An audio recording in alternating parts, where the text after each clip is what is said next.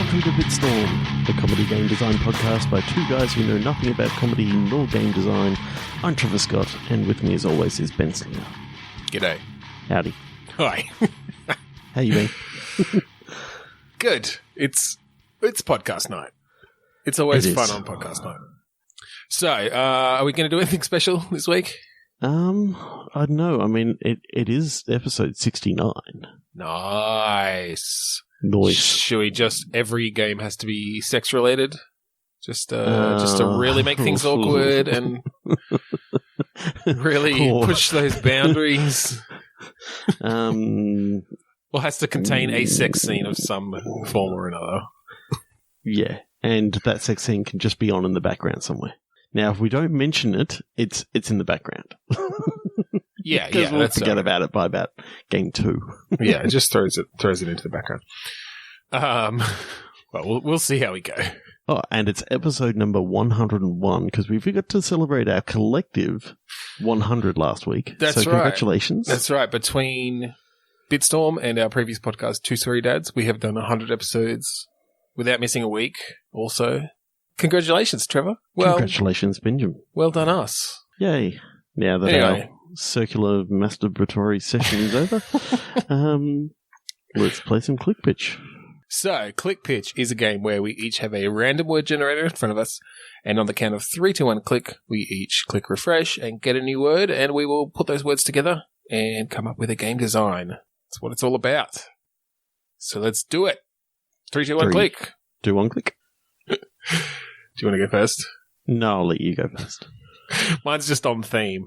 Hardening. Dictate. But you literally had dick for a second.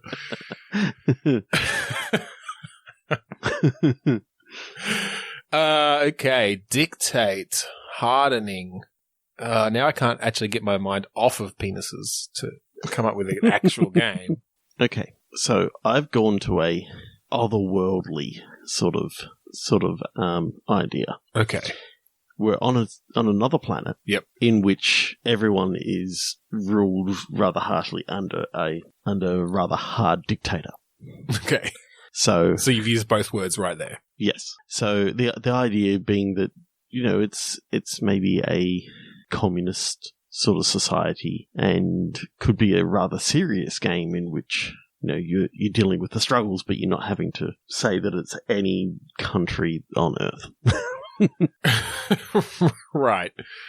Okay. But I also thought you could have some really unusual sex scenes because, you know, we don't know what alien like biology is about. So right. Okay. Get the creative juices flowing, as it were. What I thought could be interesting is, so my word was actually hardening. So maybe this is the story of the dictator as they come to power, and they initially are not that much of a hard ass, and they have empathy and such, but it's the story of how they became this horrible, hard dictator. Yep. And yeah, they can still be aliens. Sure.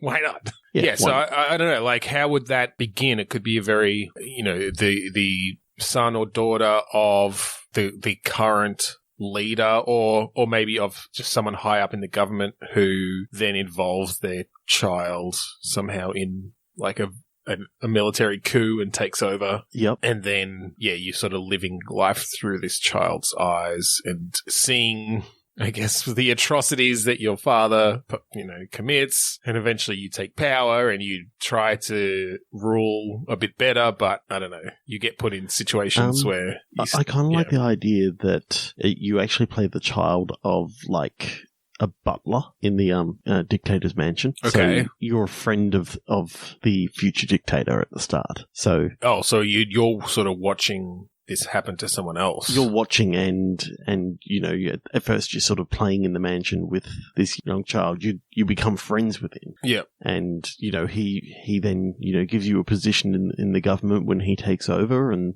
right. So you maybe become his conscience of sorts, guiding him and confidant. Yeah, that's good, because then you can lead up to the really heart-wrenching scene where the dictator finally, has to push you aside and betray you, basically, because they've just to keep power, they have to use a show of force or whatever. Yeah. And some of that show of force could be literally murdering their own citizens, sort of. Oh, yeah, of course. Yeah. I don't know. It could be a really interesting thing of, Wenda's friendship, sort of. Yeah, that would be a really interesting story for sure. Yeah, I can't remember what I was going to actually say to finish that off, but yes, you got what I meant. Yes. Like when does the power of a dictator sort of take over from the friendship? I don't know how to put that either, but we know we know what we're getting at, and it's interesting. I hope that everyone else knows what we're getting at. I hope so, because we're kind of rambling. All right, I think, yeah. Oh, and of course the other option there is just alien sex organs, and it's like you procedurally generate how they fuck each other or something. You dictate what gets hard. There you go. The other question I had around like the alien race, because I still love it being that it's an alien race, is like is it like a binary sort of system in that, you know, you've got male and female, or is there three genders, or is it singular gender, or yeah, you is could that another thing that you can leave down to chance? Yeah, you could explore that in interesting ways. And again, kind of abstracted away from, like any good sci-fi, abstracted away from actual goings-on in the real world, but reflect them in certain ways. Yeah, and maybe there are... And look, we're obviously not trying to enforce the gender binary ourselves, but no. Yeah, it could be interesting of, you know, there are multiple, like more than two distinct genders, and one of them is being, you know, you could use it as an allegory for sexism here, or race, or whatever, just having some way that one particular subgroup is being oppressed. Yes. Yeah, that could be interesting. Well, and particularly if you do bring in some sci-fi, and maybe like they can change gender, like actually, well, change sex, physically, I guess, change. Like physically change sex. Yeah. And that could bring in even some interesting, like, trans stuff around what that means if, you know, sex versus gender and different things. So, I don't know. I feel like we're going into uncharted territory there for us two white guys. Cis white guys who, you know. But I think there are very interesting stories there to be told. I'm not sure we're the ones to tell them, but no. But we're thinking of you know, hiring someone to actually help us get. If we were to make this game, yeah. We would make sure to have a diverse writers' room to make the stories very interesting. Yeah, look, this could be I'm almost thinking of I was going to say a Mass Effect style RPG, but not necessarily with the combat, but a bit of an RPG where you do get to explore a lot of different stories off of the main path of this guy's, the Dictators story. Yeah, like you actually... different ways that this society works and how it's changing under this dictatorship. Yeah, yeah. Like what I was thinking is you could have sort of like, I know that something that's happening in say the monarchy today is, say you've got Camilla and Charles that just turned up for the Commonwealth Games. So you could have sort of like one of your roles is to go out and like see the people as part of your role, and go to like sporting events for them and open up malls or something like that. And you get to see the oppression from up on the stage, and then you finally get to experience it for yourself and realize that some of the decisions that you made were not necessarily the greatest either. That you as the dictator's friend made. Yeah. Yeah. I think there's definitely some interesting stories to be told there. And I like the idea of setting it in an alien world completely. Like, I don't think there should be any humans in it at all. Oh, definitely not. And just using that in the classic sci-fi way of, exploring modern issues. But it just got really weird in the middle with all that, you know, that massive sex orgy that occurs. Yeah, well, this is the thing, like, with the fact that they can physically change sex at certain points in their life, like, that leads to a lot of opportunities there for grand orgies. Yeah. I think that's a 3-1 quick can. Annoying comprehension. Annoying comprehension. That's can't think of it. It's all about a game that's so abstract that it's like annoying to try and comprehend. Yeah.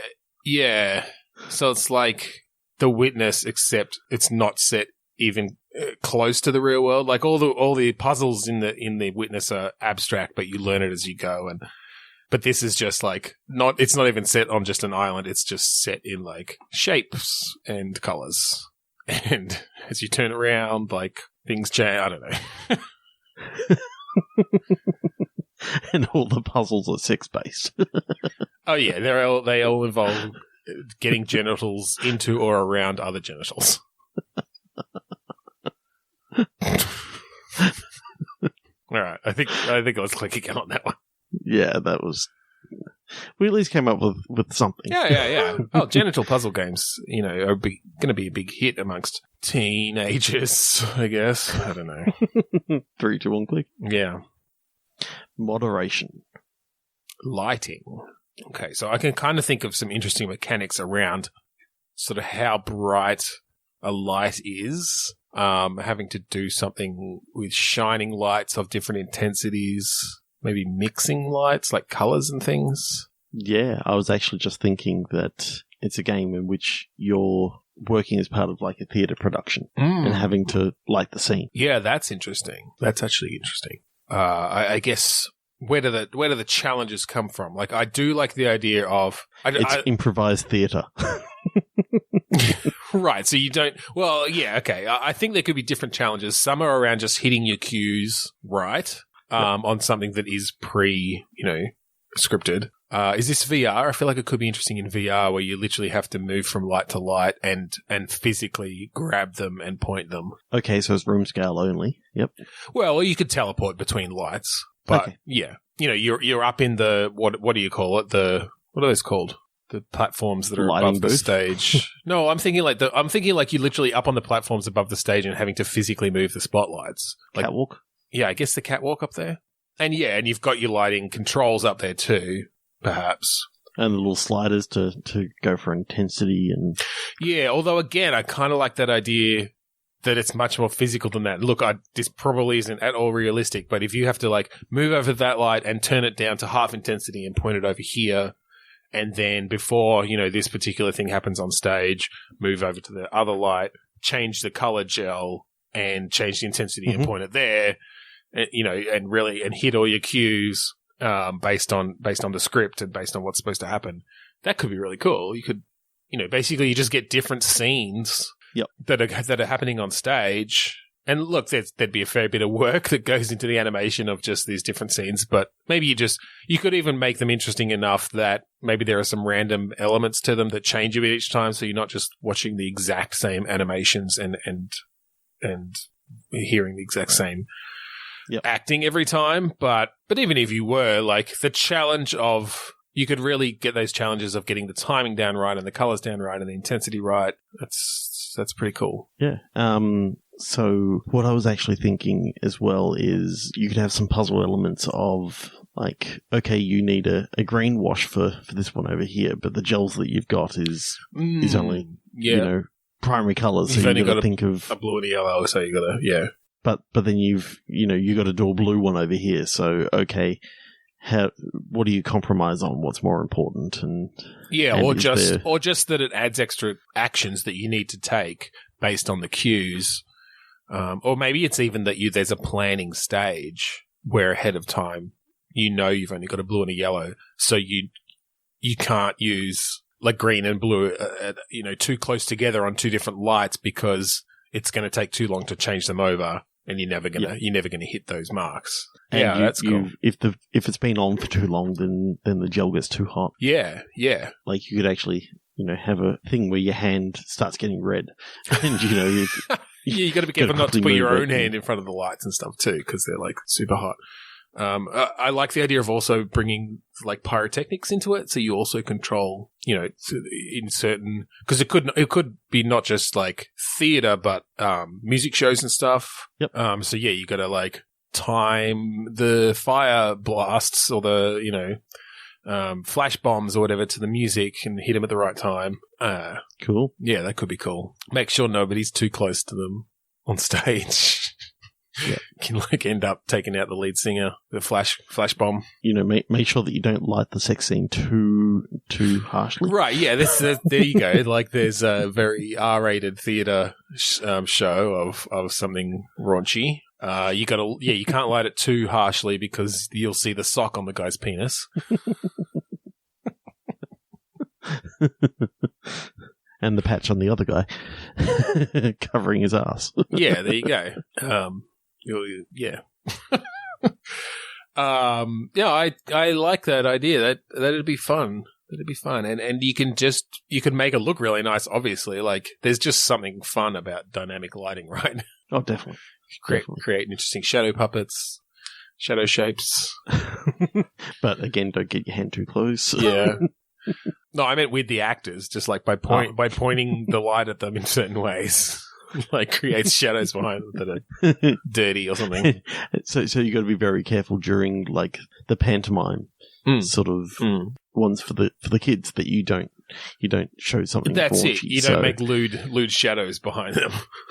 There's actually a challenge where like all the things that are happening on stage make it really easy to just make it look like the shadows are fucking behind them or something.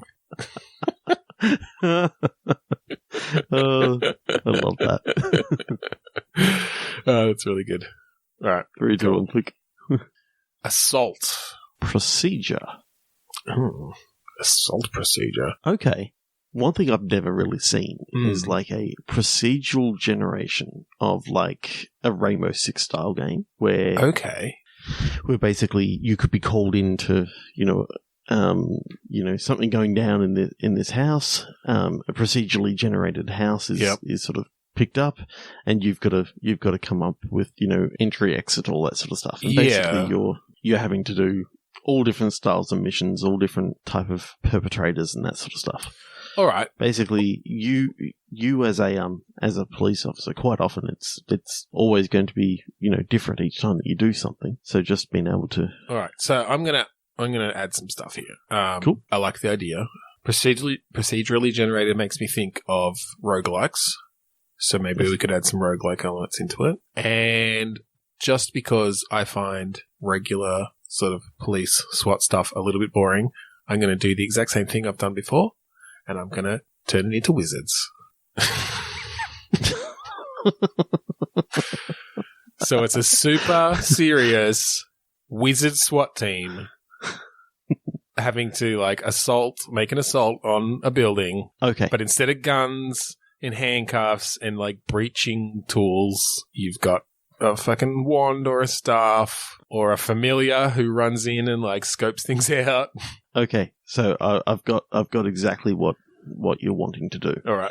I'm trying to remember the exact department, but Harry Potter, you have the auras. Yes, the auras. Yeah. So basically, you're part of the auras. Nice. It's in the Harry Potter world. Yep.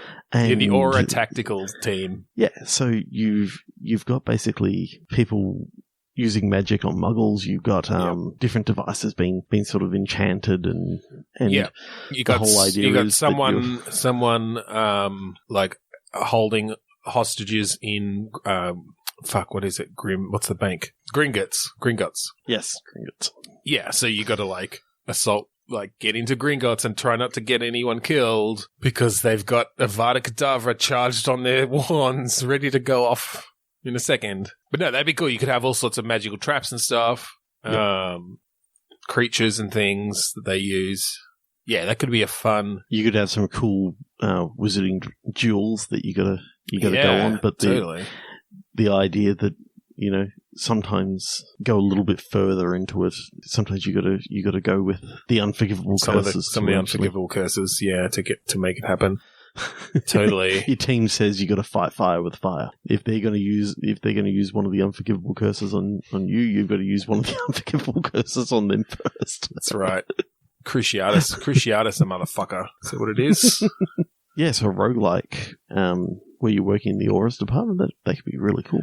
Yeah, so how can we bring some roguelike elements into it? I think just learning spells and getting tools and learning like traps to be able to set or ways to expose traps and different things across different like rounds could be good. Maybe the permadeath comes in that you start as one particular aura and they get experience as they go, but they also unlock different things for just the aura like department as a whole. Knowledge of different spells, you're a bit of a loose cannon, so you're discovering new ways to use magic. This is still a relatively new thing that wizards do, I guess. Maybe it's as the Muggle world has sort of become, more violent and there are more terrorist attacks and things, as has the wizard world. And so there's been a lot more of these sort of events. And so maybe the aura tactical team it's actually a new part of the aura department. But no, it could also be cool that you actually get like someone come across from like a SWAT team. They do like an interdepartmental transfer. Okay. Yep. From like the Muggle police. You've got a single Muggle police, and the thing is, their whole thing is, it turns out in this world, because of something that happened earlier in the game, earlier in the world or something like that. Some Muggles were mistreated, so the department decided that one Muggle must be brought along to deal with any Muggles in the area. Okay. Yeah, that's not bad. I'm thinking maybe what could be interesting is maybe the like head of this department is a squib, as in wizard parents, but they don't have magic, and so they actually went through Muggle SWAT training and were on Muggle SWAT for a while, and then brought that idea back to the wizarding world and said, we should be doing this. Like, give me a new department, and I'm going to create an aura tactical team. And that's why it's this new thing, and they're still discovering ways of using their magic to like make assaults on hostage situations and when they know where the fucking bad guys are. There's one thing that I definitely want in at least one of the cutscenes. Yeah. That this squib, I'm imagining that they've never actually gone to, Diagon Alley. Right. But they keep on saying, okay, so when you move into the room, move diagonally. And everyone laughs. Move diagonally. I was going to say it in a way. And everyone just pisses themselves laughing. It's like, what the fuck are you doing? Yeah, I think maybe this squib's wizard parents, like, sent him away when they realized that he was a squib, like when he was quite young. Or sort of like a Harry Potter, like, character, except he's a squib, so therefore but he never got called up and never found out that he was actually so when he was in like his 30s, something tipped him off, or he went looking for his parents and he stumbled across the wizarding world, and by then he'd already had his life, his Muggle life, getting high up in the SWAT team and stuff. Yeah, that's cool. Well, and I like the idea then that you also have missions that are on purely Muggle events. Oh, where you got maybe wizard terrorists that you're trying to? No, I think sometimes you literally, because the head of the department is a squib, like, he's got a soft spot for Muggles.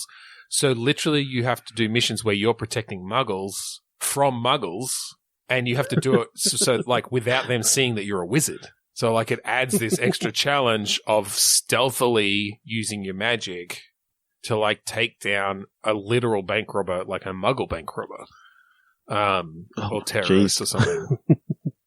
Yeah, that could be really cool. So as long as no one's watching, you can like fucking Expelliarmus the gun out of their hands, but otherwise you have to do it, and then very quickly memory wipe them.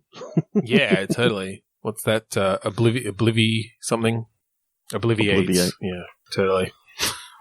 Just showing how much of how big a Harry Potter nerds we are, but that's okay. I was trying to think. I like that where the sex scene's going to come in. Oh yeah. Well, maybe one of the missions is like there's a hostage situation on a porn set. Wizard porn, though. They're still just going at it.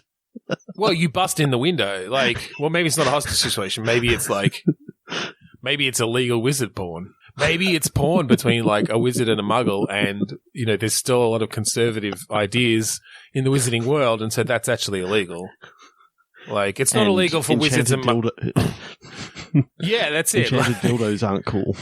Yeah. Yeah, you use magic on a Muggle item. that giant dildo.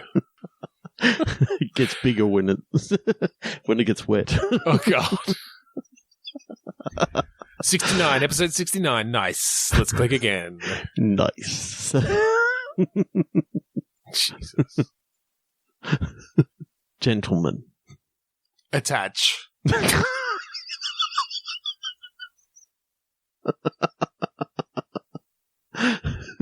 So, you run a factory that creates sex bots.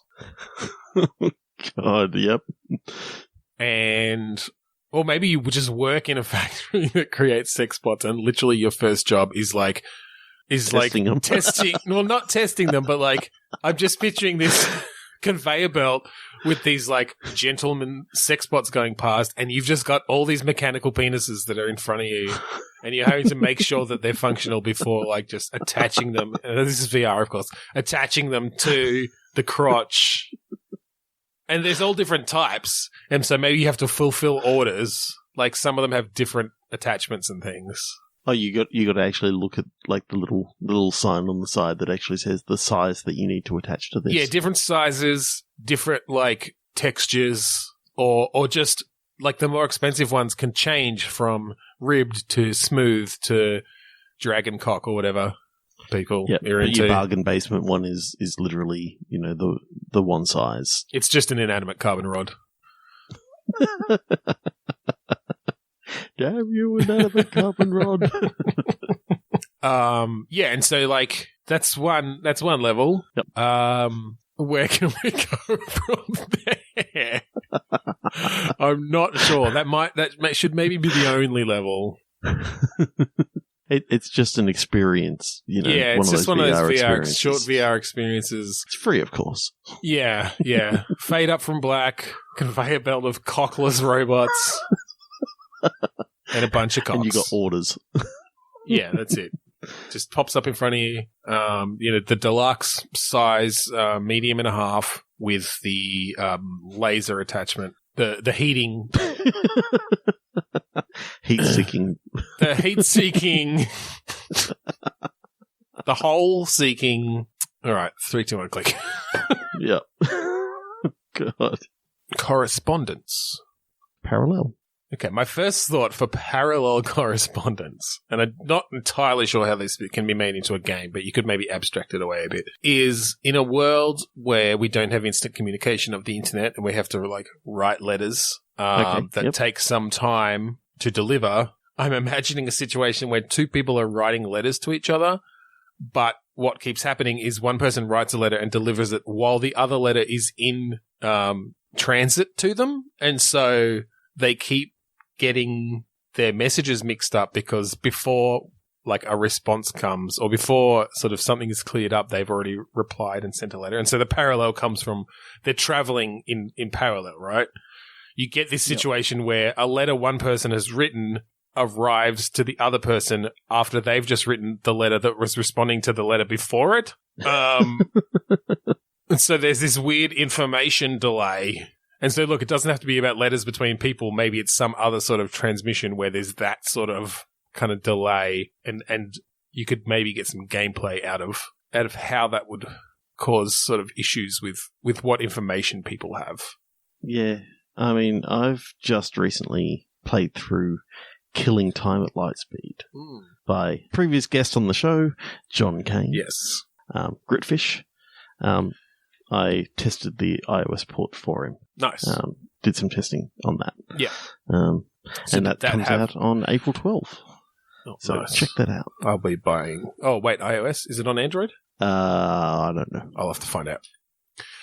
Yeah, well that... You can get on Steam, though. Yeah, I can just pick it up on Steam. Yeah. It seems like it'd be a good phone game, though. Yeah. So, yeah, it was really quite an interesting and that definitely had, like, time elements of communication, right? Yeah. So you're traveling at light speed away to another colony, and there's stuff happening on Earth, and the speed of communication isn't necessarily as you're traveling much slower to outside observers. Yeah. So what is like an hour long travel for you? There's many years going on Earth. So the idea of that, you can respond to someone's comment, but it's like that comment was from like a year or so ago. Yeah. That's what I'm sort of getting reminded of. Yeah, but well, we could definitely have something like that where, so maybe it is, so it's not the exact same thing where you're moving away from someone else, and so time, because I assume the delay gets longer and longer throughout that game? Sort of. Somewhat. They do have some sort of instantaneous communication. Right. In that, people pretty much instantaneously reply to you when you send something off. But what I was actually thinking is, say this is a game based where you're on the first ever Mars colony, and your girlfriend is back on Earth. So any communication, it's sort of only 15 minutes apart or whatever it is. Yeah. But it's still that one of those is the things sort of thing I was thinking of. Yeah. Because I like the idea to someone, of something could be happening in both places at the same time. Yeah.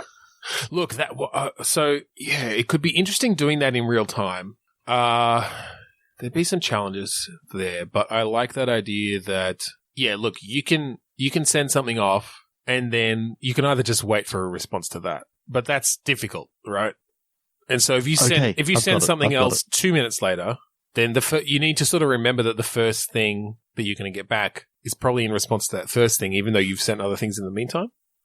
Anyway. You go. It's a VR cooperative game. Okay. Where voice between you and your partner are 30 seconds apart. Oh, God. Okay. So, and if you need help from someone, and you start talking and they've already been talking, you've got to quickly shut up and listen to what they've been saying and that sort of stuff. So it's basically the experience that if you were streaming something on Twitch, but the only way you could communicate with them was via the stream. Yeah. So the idea being that you're both in VR, say one person's on the Mars colony, one person's on Earth, and you've got to help the other person get through some sort of by like disabling things at the right time, or it doesn't even have to be like 30 seconds. It can only be maybe 5 or 6 seconds, and that'll still kind of throw you a bit because maybe it varies. Maybe it varies at different parts of the game, depending on different things that happen. Because I like the idea that it gives you the challenge of having to find some way to communicate an exact instant. Do you know what I mean? Yep. Like, you need to be in view of a clock, or you need to both know exactly what the delay is and have some way of measuring it, or have some external signal. Maybe in one area you've got like, it's difficult when they're on fucking different planets. Maybe you got to like do it via via the spinning of a pulsar or something that you can both see. That's the exact equidistant. Well, I think, that's true. There's still going to be the delay. Well, but if you know the exact light distance from Mars to Earth. Yeah, but then it gets to the 15-minute thing again, and that's not going to be any fun in a co-op game. The first 15 minutes of any co-op maybe game it's is not. Like, maybe is this person hearing me? Right. Maybe it's not between planets, because I feel like that limits the sort of signals you could use to actually sync your actions up. Okay, it's in a universe in where dial-up was the only internet that they sort of ever developed, but they still managed to get video conferencing happening on it. It's just that random delays can happen depending on the sort of security that you need. Well, look, or we could just come up with a reason. Like, we could just MacGuffin it or technobabble it or whatever to say that, maybe this is happening in a science lab where there's sort of weird time radiation or something that just affects your radios. So, because I kind of like the idea of having to do things so I had the idea of you're both in two different rooms that are just separated by glass. but you have to do something simultaneously, and so there's something you can both see that you have to like trigger that by. You have to say like, after this happens, the third time the light goes red, that's when you do it. Or something like that, right? Yep. So just to give that sort of challenge of setting up a timing based thing, where you don't necessarily even know what your delay is. And I like the idea of it varying at different points in the story as well, and you having to like figure out ways to remeasure it. I mean, you could even say that it's you're a scientist at CERN. Yeah, and there's been some sort of time dilation through the they fire up the particle accelerator. Turns out the Higgs boson is multiplying, and I don't know. Like I said, you check it in a microscope. Technobabble. It's just fucking. It's just fucking. There's the sex scene. The Higgs bosons are fucking. They're all breathing, and it's affecting the time dilation of our radios, but not of light. Just not of light in our visual frequency, just within our radio frequencies. Yeah, I like it. Yeah, that's kind of interesting. That's kind of cool. Maybe at the end you realize it's affecting just sound as well. So even though you're in the same room, you can see someone's mouth moving, but you don't get the sound of it for like 11 seconds. Or it's just enough off that you because you're close to each other. Yeah, but the further away that you get, the longer it sort of gets. That's cool though. I really actually do like this. That's a really hardcore kind of game mechanic. I feel like where you're literally having to like time it on your watch. You'd have to, if it's VR, you could give them some good tools for like measuring time locally, so that you could really measure it against so you can measure the delay and stuff. Whereas in reality, and this is not in the game, but in the actual the way that you did the game code is just the fact that the audio loses sync. Yeah, so that's it. It'd be really sensitive to actual real life audio delays too. That could possibly be an issue. Cool. Okay. 3, 2, 1. I'm amused we got the sex scene into that one. Oh yeah, I was looking for it. Diagon Alley. No, I got diagonal.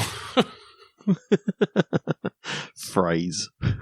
A diagonal phrase. Oh, jeez, that's sort of tough. How can you phrase something diagonally?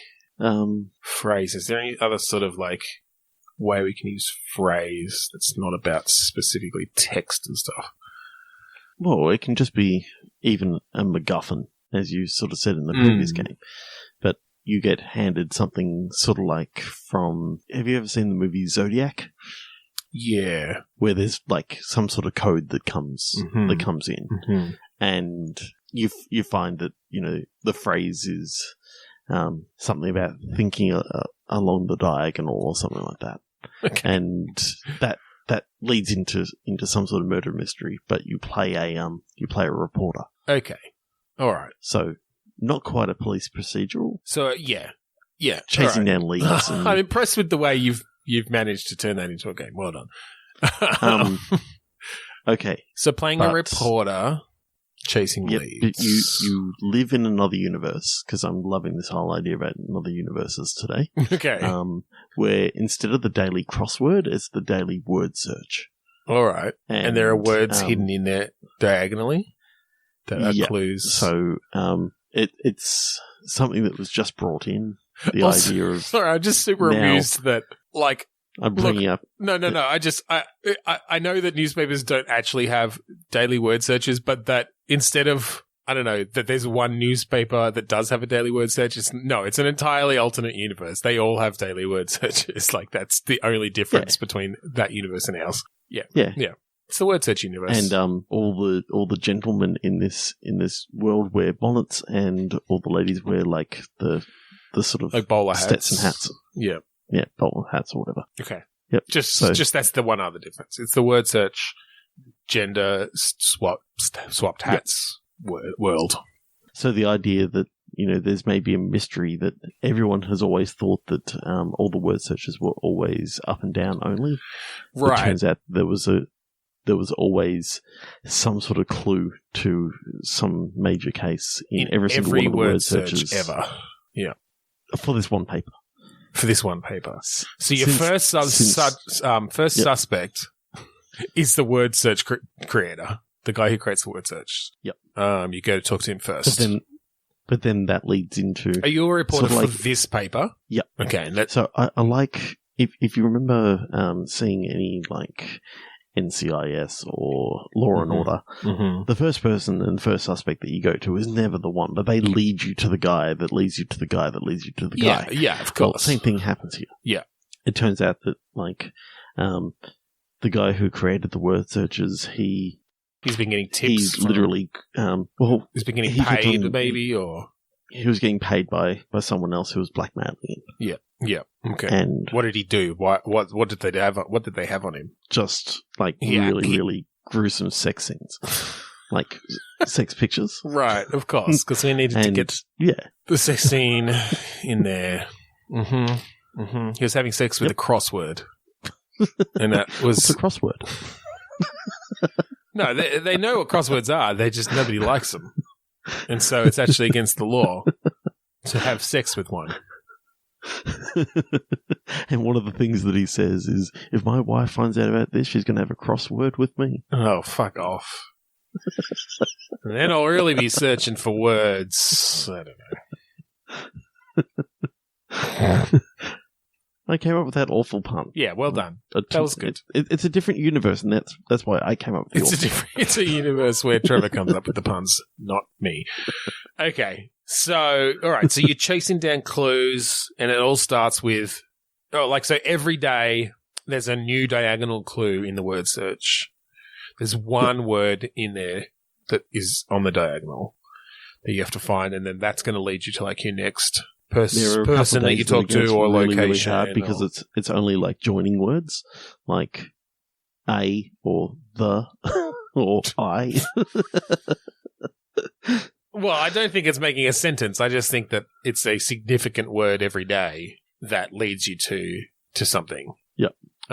This would make just maybe a good point and click adventure or something. I feel like where you sort of each day is its own sort of little section, and it's unraveling this story and this crime lord or whatever who. So why are they? Is it someone who works for or near the actual criminal that's like putting the clues in there because that's the only way they can hope that this person's going to get caught or something? Like they're feeling guilty. Like why is someone putting these clues out there? Or are they taunting someone? Like, is it one of those cocky serial killers or whatever who it could wants be to a be caught? Cocky serial killer / blackmailer. I like the idea that maybe this guy's got his finger in a lot of pies. So they call me the pie man. The idea that he thinks that he's well and above everyone else, and he likes to keep all these victims aware that he's still around by having these continual like words in the right. So people who sort of know about it will be looking for it, and maybe it's like maybe each person who he's blackmailing or like has something over, or maybe he's doing something sinister where if your particular code word comes up, like he's coming for you next.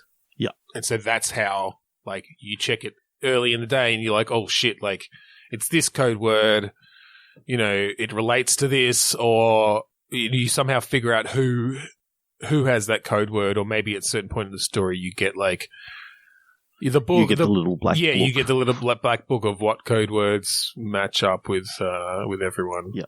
You get his ledger. Yeah. Yeah, that's cool. The sort of interface I'm liking is the traditional LucasArts or Thimbleweed Park sort of interface. I like the verbs. Sure. I find that they go a little bit more in depth into what you can actually do. Yeah, often. Look, I think there are some challenges in coming up with reasons to have them all there, but if we can do that, Sure. And look, we're only coming up with the idea, so let's do it. Graphics, I'm thinking like Monkey Island 2. Yeah, look, So, when I go pixelated. I go point and click, I definitely generally think of that sort of era. I think for this game, look, I don't think 3D would suit it. No, definitely not. I like the idea of a hand-painted background.